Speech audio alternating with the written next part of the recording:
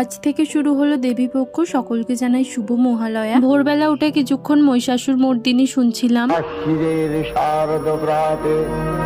বেজে উঠেছে আলোকমঞ্জিত।